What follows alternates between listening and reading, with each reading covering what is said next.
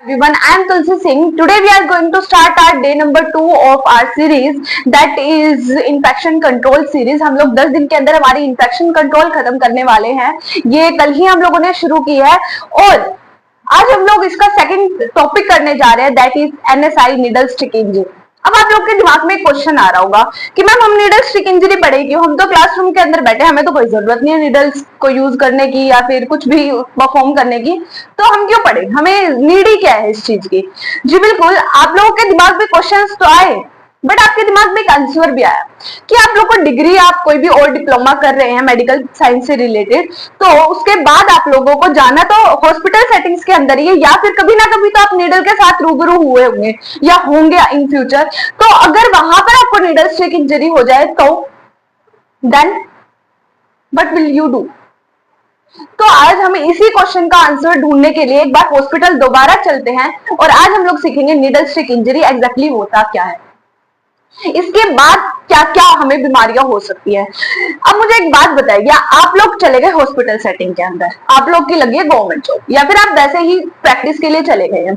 वहां जाने के बाद आपने लगाया एक पेशेंट को इंजेक्शन या फिर आप लोगों ने सैंपल लिया और जो वो नीडल थी ना, आप आके उसको रिकैप करने लगे और आपको थी जल्दी, आप उसको अपने हैंड्स की यूज के साथ ही बंद करने लगे और वो गलती से क्या हुआ, वो ऐसे बंद होने की बजाय जल्दी जल्दी में आपको नीडल स्टिक इंजरी कर गया. फॉर एग्जांपल मेरे को यहाँ हो गई. अब जो ये रिकैपिंग करते हुए जल्दी जल्दी में हमसे नीडल स्टिक इंजरी हो चुकी है, अब इसके क्या क्या साइड इफेक्ट्स हैं, हमें तो हो चुकी है. अब इसकी वजह से कुछ बीमारियां भी हो सकती है हमें, जो कि जिनका कोई ट्रीटमेंट ही नहीं है, लाइफ थ्रेटनिंग कंडीशंस हैं, ये हो सकता है. उसके बाद ठीक है भाई, अब हो गई, क्या करें इसके बाद, हमें कॉजेज क्या क्या है इसके, किस किस कारण से हो सकते हैं, कैसे कैसे हम लोग बच सकते हैं. उसके बाद आता है हमारे पास टॉपिक कि ठीक है अब हो गई है सो हो गई है, अब इसका इमीडिएट फर्स्ट केयर क्या है, इमीडिएट फर्स्ट एड केयर क्या है इसका. उसके बाद पोस्ट एक्सपोजर ट्रीटमेंट क्या है, पोस्ट एक्सपोजर प्रोफाइलेक्सिस क्या है, प्रिवेंशन क्या क्या है, ये सब कुछ हमें पता होना चाहिए, तभी तो हम लोग एक बीमारी से बच पाएंगे. और इसके अंदर तो एक नहीं 3-3 बीमारियां होने के चांसेस होते हैं. जी बिल्कुल, आप लोग जैसे आप लोगों ने सुना है कि हेपेटाइटिस होता है, HIV होता है, कम्युनिकेबल डिजीजेस हैं ये, इससे ये फैल सकती हैं नीडल स्टिक इंजरी से. आज हम लोग यही शुरू करने जा रहे हैं, नीडल स्टिक इंजरी एग्जैक्टली होता क्या है. So let's get started. क्या होता है needle stick injury. For example आप लोग हॉस्पिटल गए, आप लोगों ने क्या किया, नीडल रिकैप कर रहे थे, सेम एग्जांपल दोबारा से देना चाहूंगी मैं, और वो गलती से आप लोगों को हो गई, ठीक है, वो शार्प ऑब्जेक्ट जो था, शार्प चीज थी, वो आपकी स्किन को पेनिट्रेट कर गई. वो होती है नीडल स्टिक इंजरी. तो क्या होती है नीडल स्टिक इंजरी, आप बताइए. क्या हुआ मैम कि हम लोग हॉस्पिटल के अंदर गए थे, जल्दी जल्दी में रिकैपिंग कर रहे थे, रिकैपिंग करते हुए हमारी स्किन को पेनिट्रेट कर गई हमारी नीडल. ये होती है नीडल स्टिक इंजरी. बताइए, कुछ इसमें रॉकेट साइंस थी नहीं, बहुत इजी था. ठीक है मैम, इसकी डेफिनेशन क्या लिखी है अब हम लोग अगर एग्जाम में आ जाए तो क्या होता है, a needle stick injury is a sharp injury that occurs when a needle or other sharp object accidentally penetrates the skin. ये एग्जैक्टली इसकी स्टिक इंजरी की डेफिनेशन. अब इसके बाद नीडल स्टिक इंजरी से हमें बीमारियां क्या क्या हो सकती है. ठीक है मैम, हमारी स्किन में पेनिट्रेट कर गया, अब क्या, हमें कौन सा बीमारी होने वाली. जी नहीं, आपके अंदर बीमारियां जा सकती है नीडल स्टिक इंजरी के थ्रू. कौन कौन सी मैम, कौन कौन सी, तो बताइए आप लोग गैस कीजिए कि क्या क्या बीमारियां जा सकती हैं. सबसे पहले तो हमें क्या हो सकता है, कम्युनिकेबल डिजीज जो होती है हमारी, जो कि सबसे ज्यादा फ्लूइड के द्वारा फैलती हैं, वो कौन सी होती है, हेपेटाइटिस. यही आ रहा था ना दिमाग में.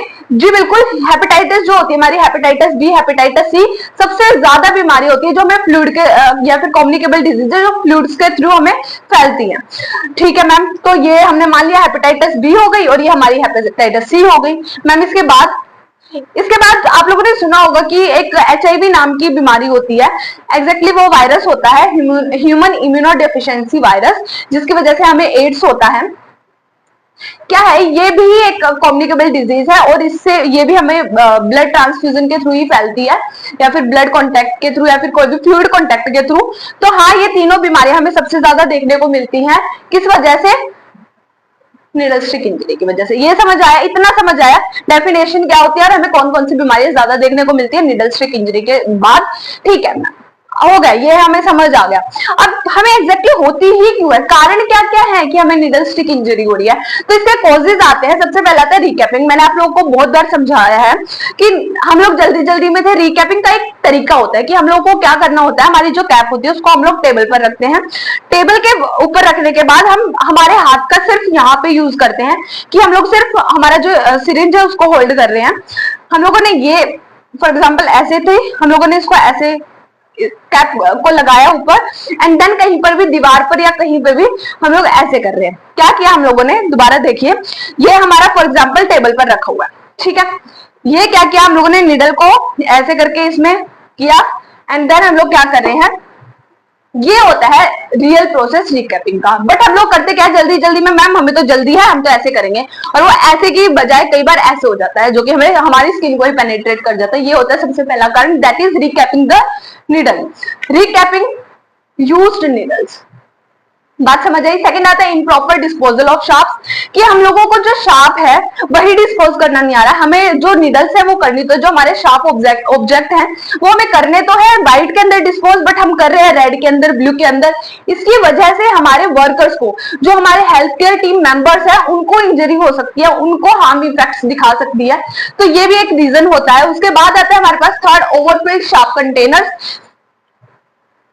कैसे मैम, ये समझ नहीं आया।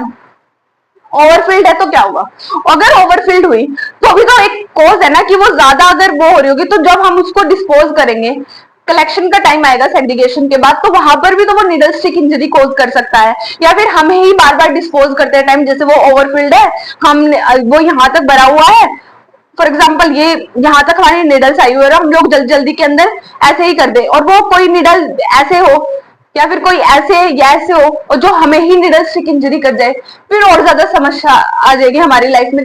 तो इसीलिए ओवरफिल्ड शार्प कंटेनर्स भी एक कॉज हो सकता है। उसके बाद आता है sudden patient movement during injection. आप लोग इंजेक्शन लगा रहे थे, पेशेंट ने एकदम से मूवमेंट कर दी, जिसकी वजह से जो निडल थी वो आपके हाथ से गिर गई, या तो वो आपको ही लग गई, या पेशेंट को दोबारा लग गई, या फिर कोई आपके साथ में कोई था, वर्कर था, या फिर कोई रिलेटिव पेशेंट का ही था, अटेंडेंट, उसको लग गई, तो ये भी एक रीजन होता है। Handling sharp without PPE, PPE के बगैर, ये बेसिकली हमारा जो इंपॉर्टेंट है, ये है एक वर्कर के पॉइंट ऑफ व्यू से, कि जब हमारे जो वर्कर्स होते हैं, हेल्थ केयर टीम मेंबर्स होते हैं, आगे से कलेक्शन के बाद स्टोरेज और आगे की जो ट्रीटमेंट ट्रांसपोर्टेशन का प्रोसेस करते हैं, उनके लिए इंपॉर्टेंट है। अगर उन लोग को हैंडल ही नहीं करने आ रहे होंगे तो क्या पीपीई नहीं वियर करेंगे और वहां पर वो निडल स्टिक इंजरी करवा बैठेंगे, ये भी एक बहुत बड़ा कारण होता है। उसके बाद आता है लैक ऑफ ट्रेनिंग। क्या होता है लैक ऑफ ट्रेनिंग, कि आप लोगों को ट्रेनिंग नहीं है और अवेयरनेस भी नहीं है उस चीज के बारे में, तो आप लोगों को क्या हो सकती है, निडल स्टिक इंजरी हो सकती है। बात समझ आई आप लोगों को। बेसिकली मैं क्या बोलना चाह रही हूँ कि आप लोगों के पास ना तो ट्रेनिंग है ना अवेयरनेस है। आप लोगों ने ज्वाइन किया, आप लोग फॉर एग्जाम्पल उसको कलेक्शन और स्टोरेज में काम करते हैं, आप लोगों के पास कोई ट्रेनिंग नहीं है। आप जब उसको कलेक्ट करने जा रहे हो सेग्रीगेशन के बाद, आप नहीं कर पा रहे हो, वहां पे आप लोग निडल स्टिक इंजरी करवा बैठते हो, तो ये एक लैक है कि हम लोग को ट्रेनिंग नहीं दी गई है, हमें अवेयरनेस नहीं है कि एग्जैक्टली अवेयरनेस का यहाँ क्या मतलब है, कि हमें पता ही नहीं है कि निडल स्टिक इंजरी एग्जैक्टली होती कैसे है या क्या है, ठीक है। उसके बाद आता है immediate first aid. Immediate first aid का क्या टॉपिक, क्या पे क्यों पढ़े हम, ठीक है मैम हमसे तो हो गया था, हमने तो कर लिया, हमें तो हो गई निडल स्टिक इंजरी, अब मैम आप कोई उपाय बता दो जिससे हम लोग बच जाए, बस, है ना नंबर जल्दी से बता दो। तो सबसे पहले तो पैनिक मत करो भाई, अगर हो गई है तो डोंट पैनिक, ठीक है, लग गई उसका कोई तो सॉल्यूशन होगा ना बेटा। ऐसे तो नहीं है कि हमारे पास सॉल्यूशन ही नहीं है। अगर हमें निडल स्टिक इंजरी हो भी रही है तो उसके बाद हमारे पास एक प्रॉपर सॉल्यूशन है, ठीक है, हम लोग उसको आगे ट्रीट कर सकते हैं, फर्दर इसका ट्रीटमेंट होता है हमारे पास। तो बेसिकली क्या है कि हमें पैनिक नहीं करना है। बात समझ आई। इसके बाद आता है हमारा second, that is wash the area immediately with soap and water. जैसे ही हमें निडल स्टिक इंजरी हुई है, जिस भी एरिया पे हुए, फॉर एग्जाम्पल मुझे टिप्पर हुई थी, मेरी फिंगर की, इंडेक्स फिंगर की टिप्पर, तो यहाँ पे मुझे क्या करना है, इसको सोप और वाटर के साथ क्या करना है, वॉश आउट कर देना है, ठीक है, जितना भी ब्लड होगा वो वॉश आउट हो जाएगा। अब उसके बाद मेरे को अपना दिमाग यूज करके उसको स्क्वीज नहीं करना है, जैसे आप लोग करते हो ना कि मैम लगी स्क्वीज करते, स्क्वीज नहीं करना, स्क्वीज नहीं करना उस चीज को। वहां पे स्क्वीज करेंगे मैम जितना ब्लड लगा होगा सारा निकल जाएगा, नहीं निकलेगा, वो ज्यादा हार्म कर देगा, आप लोग पैनिक कर रहे हो, उसके बाद स्क्वीज कर रहे हो, नहीं करना है, रिलैक्स रहो, सोप और वाटर के साथ उसको वॉश आउट करो। अब मैम हम तो रब करेंगे, क्लॉटिंग बन जाएगी, ब्लड रुक जाएगा, नहीं रुकेगा बेटा, वो ज्यादा हार्म कर जाएगा। आप लोगों को क्या करना है, उसको वॉश आउट ही करना है, ना तो स्क्वीज करना है या ही रब करना है। बात समझ आई? उसके बाद आता है मैम ठीक है, हम लोग है ना इसके ऊपर कोई केमिकल यूज कर लेते हैं, कोई हार्श केमिकल या डिसइंफेक्टेंट जो हमारे हॉस्पिटल में प्रेजेंट है। नहीं करने बेटा, नहीं करना, ना उसको रब करना, ना स्क्वीज करना, ना कोई केमिकल यूज करना, ना कोई डिसइंफेक्टेंट यूज करना उसके ऊपर। बात समझ आई? ठीक है मैम। अब क्या करें, वो नहीं करना तो बेसिकली क्या है, इतना ही करना आप लोगों को, सबसे पहले वॉश आउट करना है। ठीक है मैम। अगर हमारी वही एक्सपोजर, वही ब्लड का एक्सपोजर, फॉर एग्जांपल हम लोग कोई भी परफॉर्म कर रहे थे प्रोसीजर को और हमारी जो आईज है वो कांटेक्ट में आ गई है पेशेंट के फ्लूइड के, ठीक है, एकदम से फ्लश हो गया ब्लड, कोई भी प्रोसीजर कर रहे थे, अब क्या करें? कुछ नहीं करना, प्लेंटी ऑफ वाटर के साथ उस आई को क्या कर लो, वॉश आउट कर लो। प्लेंटी ऑफ वाटर मतलब कि भारी मात्रा में पानी के साथ रनिंग वाटर के अंदर हम लोग उस आई को वॉश कर सकते हैं। रनिंग वाटर के अंदर ये नहीं करना कि टैप के नीचे ही हमारी आंख ऐसी आई है और हम पानी के साथ धो रहे हैं, नहीं करना, ऐसे नहीं करना, आंख खराब हो जाएगी ऐसे तो, क्योंकि फ्लो जो आएगा वो प्रेशर ज्यादा आ जाएगा आपके ऊपर, आई के ऊपर। तो बेसिकली करना क्या है मैम, ये तो हमारा दिमाग चलता है, ऐसे तो हम लोग एक नंबर है, हम तो यही करे मिलेंगे, बोलेंगे मैडम ने बोला था कि हम तो ऐसे ही करेंगे, है ना? नहीं करना। करना क्या है फिर मैम, वो बता दो। हमें क्या करना है, प्लेंटी ऑफ वाटर के साथ जैसे हम लोग अपना नॉर्मल फेस वॉश करते हैं ना, बस वही करना है कि आई को बार बार से हमारे ना हिंदी में या हरियाणवी में एक कहावत है कि आंखों में ना छबके मारते हैं, पानी के छबके सुने, बस वही करना है कि बार बार पानी के साथ हमें क्या करना है, हमारे आईज को वॉश करना है। बात समझ आई? क्लियर हुआ? अब तो हरियाणवी में भी बता दिया है, अब तो याद हो जाएगा ना कि करना क्या है। अगर कोई ऐसी सिचुएशन आती है, कोई म्यूकस मेम्ब्रेन आपकी कॉन्टेक्ट में आ जाती है किसी भी पर्सन के फ्लूइड के साथ, तो आप लोगों को क्या करना है, सेम वही करना है, अपनी आई को, म्यूकस मेम्ब्रेन को प्लेंटी ऑफ वाटर के साथ वॉश आउट कर देना है। ठीक है, ठीक है मैम, हमें समझ आ गया। अब इसके बाद क्या करें मैम, हम कुछ नहीं करना, इतना ही करना है आप लोगों को सिर्फ कि अब जाकर के अपने सुपरवाइजर या फिर इंफेक्शन कंट्रोल नर्स को बता दीजिए। क्या करना है, अपने सुपरवाइजर या फिर इंफेक्शन कंट्रोल नर्स को जाकर के इन्फॉर्म कर दीजिए। ठीक है मैम, हो गया। अब बेसिकली यही था कि हमारी इमीडिएट फर्स्ट केयर क्या है, इतना ही करना है आप लोग को, ज्यादा कुछ नहीं करना है। सबसे पहले पैनिक मत कीजिए, ठीक है मैम, नहीं करेंगे। दूसरा हो गई है, ठीक है। अब उसको क्या कीजिए, वॉश कर लीजिए सोप और वाटर के साथ, ठीक है मैम। अब इसके बाद आप लोग स्क्वीज मत कीजिए, रब मत कीजिए, केमिकल या फिर डिसइंफेक्टेंट यूज मत कीजिए, प्लेंटी ऑफ वाटर के साथ उसको वॉश आउट कर लीजिए। अगर एक्सपोज हो चुका है, जाकर के अपने सुपरवाइजर को या फिर इंफेक्शन कंट्रोल नर्स को इन्फॉर्म कर दीजिए।